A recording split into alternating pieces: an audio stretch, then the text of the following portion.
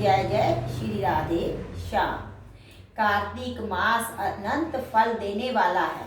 इस मास में हमें जप तप दीप दान अन्न दान गोदान वस्त्र आदि का दान करना चाहिए और कथा श्रवण करनी चाहिए। तो आज हम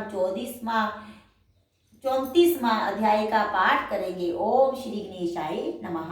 राधा दामोदर भगवान की जय। सूत जी कहते हैं कि उद्यापन करने की शक्ति ना हो तो ब्राह्मणों को भोजन करावें, यदि ब्राह्मण ना हो तो गो का पूजन करें, और गो भी ना हो तो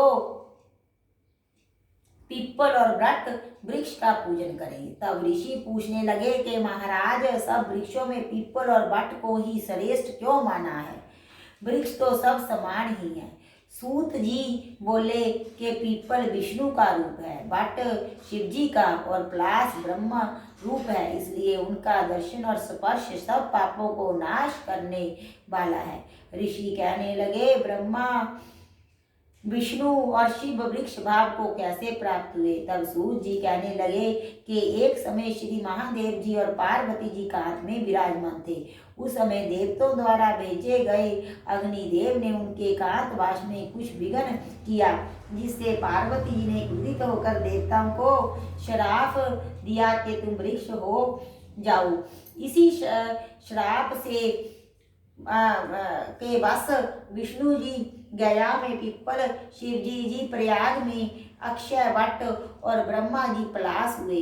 तब ऋषि पूछने लगे कि रविवार को पीपल का स्पर्श नहीं होता, शनिवार को अवश्य होता है, इसका क्या कारण है? सूत जी कहने लगे कि समुद्र मंथन के समय जब 14 रत्न समुद्र में से उत्पन्न हुए तो उनमें से कौस्तुभ मणि लेब लक्ष्मी जी ने भगवान विष्णु को कहा कि भगवान, मेरी एक बड़ी बहन दरिद्रा है, ज्येष्ठा के रहते हुए आप मेरे साथ कैसे विवाह करते हो?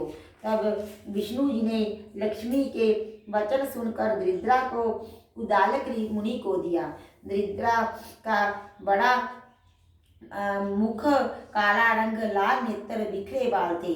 मुनि भगवान की आज्ञानुसार विवाह करके आश्रम में आई। दरिद्रा ने आश्रम में आकर देखा कि आश्रम में वेद पाठ और हवन हो रहा है, तो इनको देखकर व्याकुल हो गई और कहने लगी कि मैं यहाँ पर नहीं रह सकती।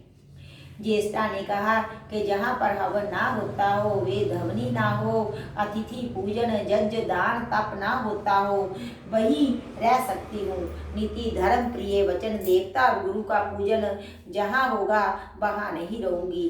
जहाँ चोरी जारी होती होगी तथा सज्जन और ब्राह्मणों का अपमान एवं कठोर वचन बोलने वाले होंगे वहाँ रहूंगी। ऐसे वचन सुनकर उदालक ऋषि अत्यंत व्याकुल होकर कहने लगे कि अच्छा जाता हूँ, और जब तक ना लौटूं तुम जहाँ पीपल के वृक्ष पर रहो।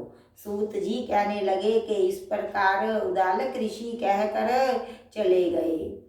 तब दरिद्रा ने बहुत देर तक तो प्रतीक्षा की, मगर जब मुनि नहीं आए तो पति के त्याग से अत्यंत दुखी होकर रोने लगी। उसका रुदन लक्ष्मी जी ने वैकुंठ में सुनकर भगवान से कहा कि भगवान, मेरी बहन पति के त्याग से दुखित होकर रो रही है, उसे जाकर शांत करिए। तब भगवान लक्ष्मी सहित वहां पर आए और कहने लगे कि तुम पीपल में निवास करो। पीपल हमारा ही अंश है। जो कोई वर्ष भर तक तथा कार्तिक शुक्ल पूर्णमासी को पीपल ज्येष्ठा का पूजन करेगा, उसके जहाँ लक्ष्मी का वास होगा।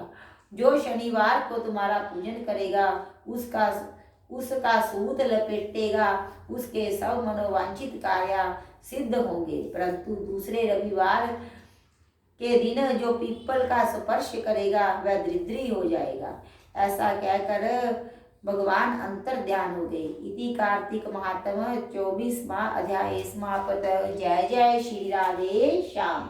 राधा दामोदर भगवान की जय।